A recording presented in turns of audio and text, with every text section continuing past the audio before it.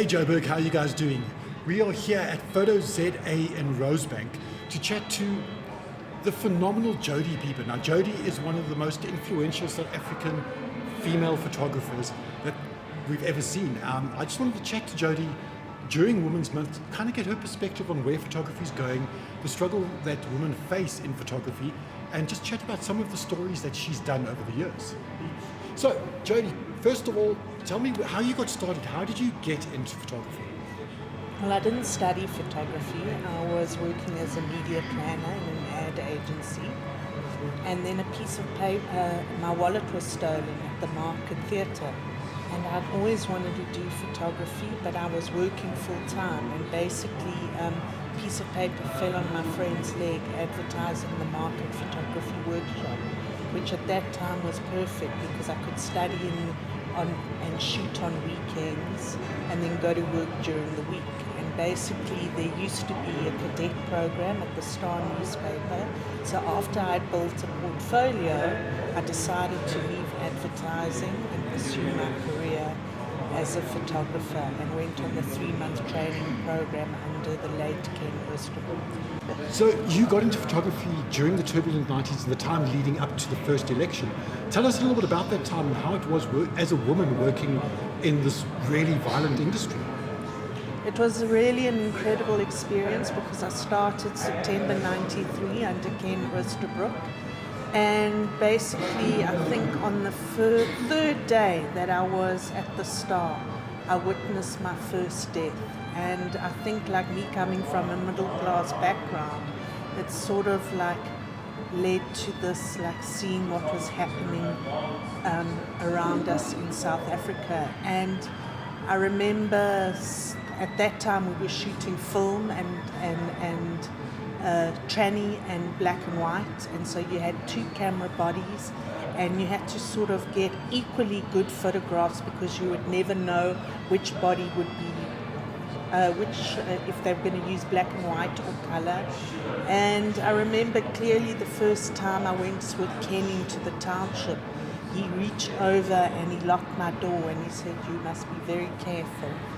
And it was also a traumatic period because in the year that I became a photographer, the guys that I used to hang around, you know, the light table, Ken was killed in Tukoza and Kevin committed suicide, and Gary, who I was at the market photo workshop with, he committed suicide, and Abdul Sharif died. So even though we were moving towards this new democracy, there was a lot of death that was happening around everyone. So you've always done things a little bit differently though. So yes, you did sort of grow up through those eras, but then you went on to working slightly differently and doing things that were a little bit different. Now, you did a project on domestic violence. That was probably one of my favorite portrait series ever. Could you tell me a little bit how you conceptualized that and why you did it? I had a reference to another body of work, and I knew, you know, because this photographer had been violated, and so, you know, she was very much involved, and I knew that with domestic violence it's really difficult to photograph it because it's very much behind closed doors. And I thought, how am I going to do it? Besides getting through the NGOs who were adamant that women wouldn't want to do the project, it was also how was I going to conceptualize it? How was I going to show what was happening, especially because it's quite invisible? And so what I thought of doing was, once I was given permission to access the women, I started interviewing them, and from their stories I thought it would be really interesting not only to have their stories, but through their stories start interpreting it using visuals. So it's a triptych, which means it's 3 images, and the middle image is a portrait of the woman who had been violated, and the first image is taken from her story. So for example, the one woman was beaten by her husband and lost her sight, but he also beat the daughter and she lost her sight.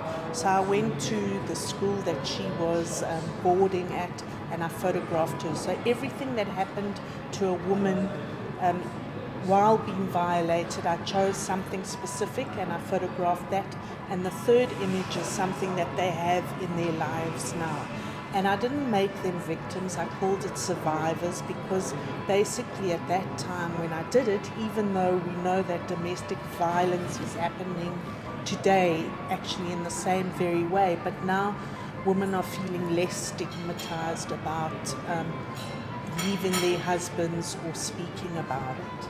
Now, this was quite a controversial series, especially from the photographer's point of view, because news images had always been actually something that was happening at the moment. These images were set up. So how did the photographic community accept this series?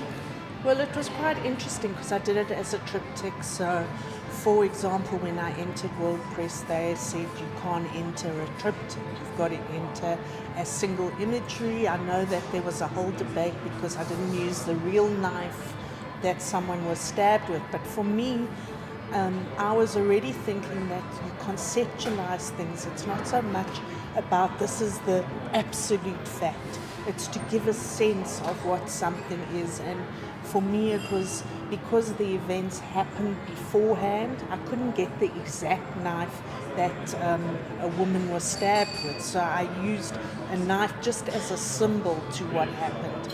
And actually what's interesting is that when you look at work now, a lot of people are using triptychs or sound or conceptualizing an idea more than just showing people like slap in the face the violence of it. So it's still telling you the same story, but it's just conceptualizing it in a different way. Now, this also started you on a fairly long career of documenting women's rights. Could you tell us one or two of the other stories that you've worked on?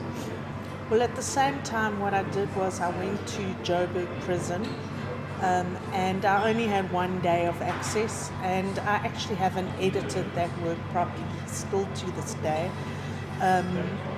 I interviewed women who have murdered their husbands, and majority of the reason that women murdered their husbands is they are so violated and there's just no way of getting out, and sometimes they pay someone to do it, other times it's during a fight and basically it's a mistake. And so I interviewed different women about why they did it, and most of those women were trying to receive amnesty. And I have recently approached the prisons to ask them, did the woman ever receive amnesty? But unfortunately, I've tried twice and they haven't got back to me. That was one. Another one was for Medicine Sans Frontier, and it's very sad that all these things seem to continue. But I went to Baraka, which is in the eastern DRC, to photograph women who have been raped by soldiers. And the reason they raped is because they have to go to the fields to continue plowing them and to collect food. So basically, that's when soldiers, basically maybe 5, 8 men at a time can rape one woman. And so I did a project on that. Do you think it's easier as a woman to tell these stories because you kind of understand, or do you think it doesn't really make a difference? No, I do definitely think that a woman approaches work in a different way. I wouldn't say it's better or for worse, but I think, like I always use this example, if you look at The Hurt Locker, by Catherine Bigelow, it's like showing the men as people, not just as soldiers. And sometimes the angles are closer and it can just maybe be a little bit more emotional. So I think also for the woman that you photographed, they might feel more comfortable to be photographed by a woman. As far as mentorship goes, have you mentored any young female photographers? Because I know it's kind of hard for girls to actually break into this industry. It really is a male-dominated industry.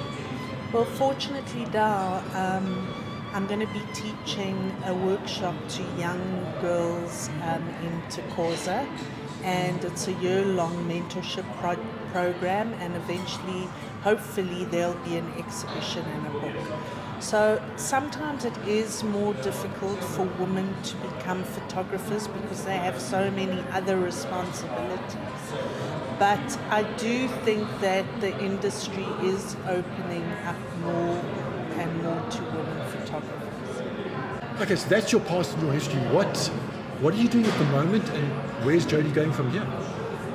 What I'm doing at the moment is, for the last 2 years, I've been working on a project on young people, and I'm hoping with some funding, because I can shoot the project, but I need funding to produce it, that we can see it next year in book format and exhibition format.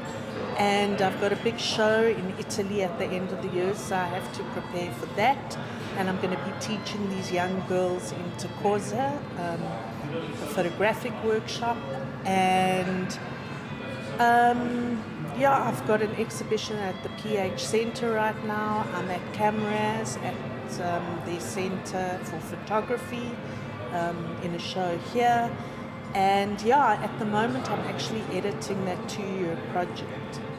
Fantastic. And if anyone's interested, where can they go see your work? Are you online? Yes, I'm on Instagram, but I don't post often. And I've got a website, www.jodibieber.com, and I'm on Facebook. Awesome stuff, Jodi. Thank you so much for your time. Thank you. And Joburg, so if you want to see Jodi's work, pop onto her website and have a look. I will link it in the comments below. Cheers, Joburg.